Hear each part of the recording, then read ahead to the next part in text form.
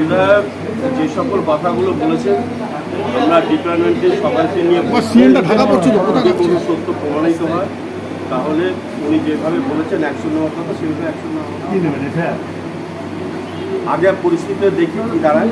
আমরা সবার ডিপার্টমেন্টে বলছি, পিডব্লিউডিকেও বলেছি, আমরা আন্ডারমেন্সিকেও বলছি, যার যার ডিপার্টমেন্টকে বলা হচ্ছে এরকম যদি কোনো কিছু থাকে আগে ওনার কাছে রিপোর্টটা আমরা জমা দিই। জমা দেওয়ার পর ওনার নির্দেশ করতেন 100 লোকের চাকরি বা তারা করতো না 8 লাখ টাকা মতো। দেখুন, আমার বিধায়কের কাছে হয়তো এরকম রিপোর্ট থাকতে পারে, কিন্তু আমার কাছে সেভাবে রিপোর্ট নেই।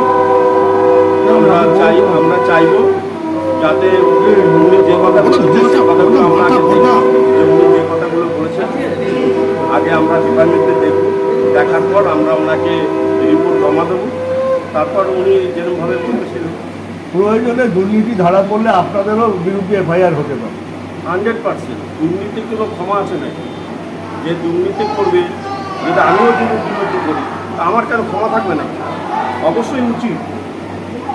এটা শুধু নতুন গভর্নমেন্ট এসছে না, সব গভর্নমেন্টে একই কথা বলবে, যে দুর্নীতি করবে তার জেলে ছাড়া কোনো জায়গা হতে পারে।